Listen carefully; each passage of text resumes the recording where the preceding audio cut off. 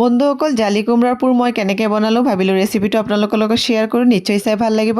ভাল লাগিলে লাইক এটা দিবলৈ একদম নাপাহৰিব। মই কোমৰাখিনি ধুনীয়াকৈ কাটি কৰি ল'লোঁ। মই মোৰ শ্বেপত কাটি কৰি ল'লোঁ। আপোনালোকে যেনেকৈ ভাল লাগে কাটি কৰি ল'ব। আৰু এতিয়া মই এইখিনি অলপ কেৰাহীত পানী অলপ দি পেলাই নিমখ অলপ দি পেলাই সিজাই কৰি ল'ম। আৰু মই এতিয়া পুৰ এটা বনোৱাৰ কাৰণে মই সৰিয়হ অলপ লৈ লৈছোঁ। আৰু সৰিয়হখিনিত মই শুকান জলকীয়া, কেঁচা জলকীয়া আৰু অলপ নহৰু দি পেলাই পিচি কৰি ল'লোঁ। আৰু এতিয়া মই কেৰাহীতে কুটা ইয়াতে পিঁয়াজ, হালধি, নিমখ আৰু পিচি থোৱা সৰিয়হখিনি দি পেলাই মই ধুনীয়াকৈ এটা পুৰ বনাই কৰি ল'লোঁ। আৰু অলপ টাইম ভাজি কৰি এয়া মোৰ পুৰ একদম ৰেডি হৈ গ'ল। এতিয়া মই পুৰখিনি ঠাণ্ডা হ'লে মই এতিয়া পুৰত জালি কোমৰাখিনিত মই ধুনীয়াকৈ ভৰাই কৰি ল'লোঁ। এটা ভৰাই পেলাই মই দেখুৱাই দিছোঁ আৰু বাকীখিনি মই ভৰাই কৰি লওঁ। এতিয়া এইখিনি মই বৰ ভাজিবলৈ বেটাৰ এটা ৰেডি কৰি ল'লোঁ।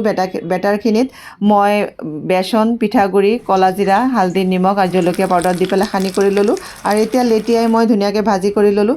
বন্ধুসকল এই সহজ ৰেচিপিটো চাই কেনেকুৱা পালে? ভাল লাগিলে লাইক এটা দিব। আজিলৈ ইমানখিনি, বাই বাই।